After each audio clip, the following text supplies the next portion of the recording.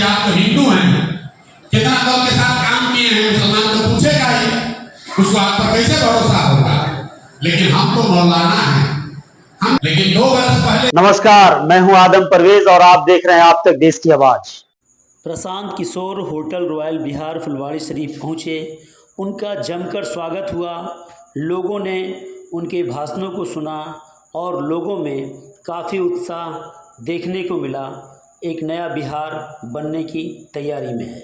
आज प्रशांत किशोर जी आए hotel royal Bihar Phulwari Sharif Patna में, और यहाँ पर आज एक राजनीतिक मंथन हुई है जिसमें हमारे साथ अवैस अंबर साहब शिक्षा से जुड़े हुए हैं और ये उन बच्चों को शिक्षित बनाते हैं, उन गरीब बच्चों को जो पैसे के अभाव में पढ़ नहीं पाते हैं। ये इनका मानना है कि हम ऐसे बच्चों को डॉक्टर, इंजीनियर और वो जो पढ़ना चाहते हैं हम बनाएंगे। हम बात करते हैं अवैस अंबर साहब से आज के इस प्रोग्राम के बारे में। सर बताइए, आज आप यहाँ पर प्रशांत किशोर जी को बुलाए, काफ़ी संख्या में लोग आए, क्या लगता है बिहार की दिशा और दशा 2025 में बदल जाएगी? देखिए, आज हम लोग अशफाक रहमान साहब की अध्यक्षता में यहाँ सभी लोगों को दावत देकर जनसुराज के सूत्रधार नेता प्रशांत किशोर जी को बुलाए थे। हमने 1-2 बातों के मुद्दों पे हमने आज चर्चाएं की।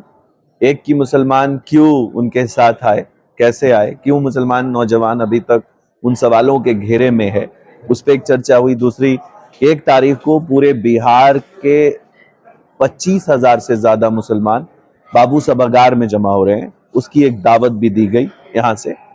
और मैं यकीन के साथ कह रहा हूँ कि बिहार बदलने जा रहा है 2025 में।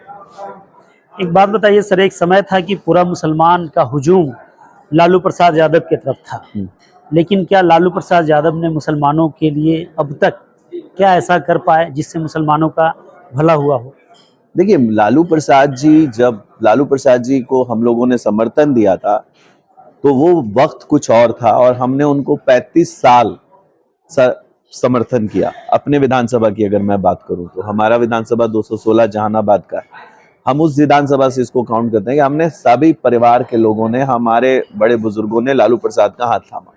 लेकिन आज अगर आप देखेंगे तो पूरे बिहार में अगर कोई कौम अगर हाशिए पे है राजनीतिक तौर पे, तो वो है मुसलमान। आज जिसने हाथ थामा उसकी संख्या होनी चाहिए थी वहां 40, 18% के हिसाब से हम हैं 19, और वो भी सब पार्टी मिलाकर।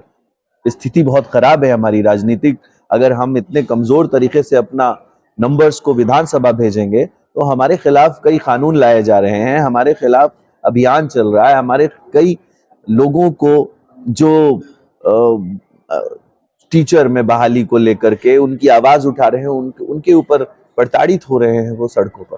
ये सारी चीजों को लेके कोई आवाज, गूंगा बहरा बनकर लोग वहां विधानसभा पहुंच रहे हैं। कोई एक बोलने वाला नेता तक नहीं है वहां। प्रशांत किशोर जी अपने साथ मुसलमानों को ला रहे हैं या फिर मुसलमान उनके तरफ जा रहे हैं? देखिए, मुसलमान अब ये समझ चुके हैं कि हक की बात करनी होगी। जुबान जो खामोश थी अब वो बोलने लगी है। गांव-गांव में, शहर-शहर में आवाज उठने लगी है कि आरजेडी के साथ हम क्यों जाए। जब हम इतने सालों में एमवाई समीकरण चला रहे थे तो वो एमवाई समीकरण कैसे अचानक से वाईएम समीकरण में बदल गया। वाईएम समीकरण की एक्सप्लेनेशन कुछ इस प्रकार से है कि जिस जगह भी यादव समाज से मुस्लिम समाज को टिकट मिला वहां यादव समाज ने बीजेपी का हाथ थाम लिया। इससे साफ जाहिर होता है कि एमवाई समीकरण खोखला हो चुका है। इसलिए हम अब अपने नंबर्स को, अपने हक को मांगने के लिए एक तीसरे विकल्प की तरफ, हम एक दूसरे विकल्प की तरफ जाने को तैयार है। पहले ये तीसरा विकल्प नहीं था, या तो हम या तो नीतीश बाबू के साथ जा सकते थे या तो हम आरजेडी के साथ जा सकते थे। लेकिन अब चूंकि एक विकल्प आपके सामने बिहार में सामने है, वो बड़ा विकल्प है जिसने देश की राजनीति को बदला है, उस विकल्प को मुसलमान थाम रहे हैं। प्रशांत जी तो अपने भाषण में कहते हैं, मैं आपसे वोट मांगने नहीं आया हूं, मैं आया हूं आपके बच्चों को, आपके परिवार को राजनीति सिखाने। आप अपना एक बच्चा दीजिए, आप हमको वोट मत दीजिए, हम उस बच्चे को एक उस शहर का, उस जगह का नेता बनाएंगे, और फिर आप देखिएगा कि किस तरह का बदलाव आएगा। कई लोग बोलते हैं कि प्रशांत किशोर जो है वो अंदर ही अंदर बीजेपी के लिए काम कर रहे हैं। ठीक है, आपको एक बात का जवाब देते हैं कि जब आज भी प्रशांत किशोर जी ने उस बात को कोट किया कि जब लोग ये बात करते हैं तो उसका एक आधार होता है उनका कि मोदी जी के इलेक्शन कैंपेन में प्रशांत किशोर की बहुत बड़ी भूमिका है। आप एक जर्नलिस्ट हैं, आप मुझे बताइए कि अगर आप कहीं काम करते हैं, किसी न्यूज़ चैनल में काम करते हैं, तो आप पूरे हक से अपनी तनख्वाह लेते हैं और पूरे डेडिकेशन के साथ आप उस चैनल के लिए काम करते हैं, तो आप एक सैलरी के हकदार हैं।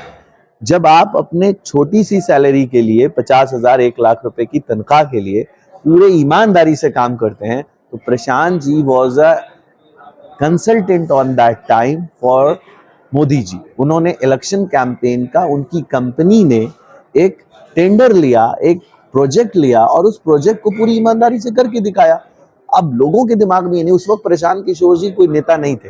प्रशांत किशोर जी ने बिहार को बदलने का कोई बीड़ा नहीं उठाया था। ये समय था जब उन्होंने पूरी ईमानदारी से, मोदी कहाँ थामा, वो जीत गए, लेकिन आप उसी मोदी को हराने वाले सीन को मुसलमान भूल जाता है। उसी मोदी जी के कई जगहों पे उन्होंने दूसरी पार्टियों को दिखाया हरा के, जैसे पंजाब में कांग्रेस को अमरिंदर जी के साथ जिताया, पहला हुआ एक जवाब। बंगाल में ममता दी को जिताया और बीजेपी को शिकस्त दी।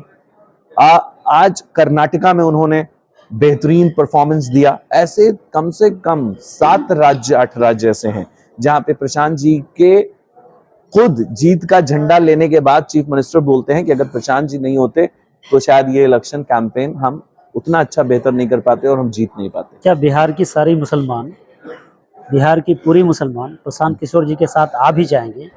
क्या चुनाव में वोट दे पाएंगे? मुसलमान की एक खास बात है, मुसलमान वोट बैंक एक साथ जुड़ता है।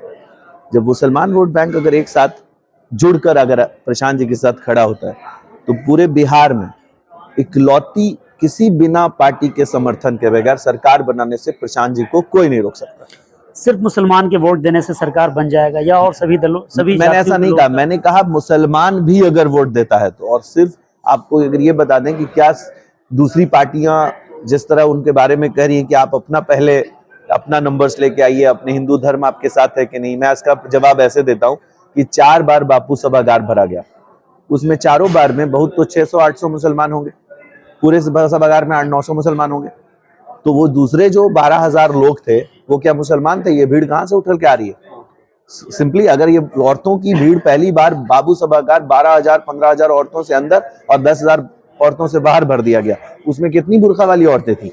अब आपको मैं इसका जवाब ऐसे दे दूं कि अब देखिएगा मुसलमान 15,000 की संख्या से ज्यादा बाबू सभागार में 1 तारीख को आपको नजर आएगा। उस दिन बिहार को पता चल जाएगा कि किस तरह हम आरजेडी के खिलाफ 38 जिलों से 12,000 लीडर्स लेके आए। उनके लिट्टी चोखा पिलाने वाला लोगों लेके नहीं आ रहे, तेल पिलावन रैली नहीं है, वो एकेडमिक्स आधार पे चुने हुए छात्र, पढ़े लिखे प्रोफेसर, डॉक्टर, इंजीनियर का एक खेमा उनके हाथ से निकल चुका। लगातार पदयात्रा करने से इनको कितना फायदा मिलने वाला है?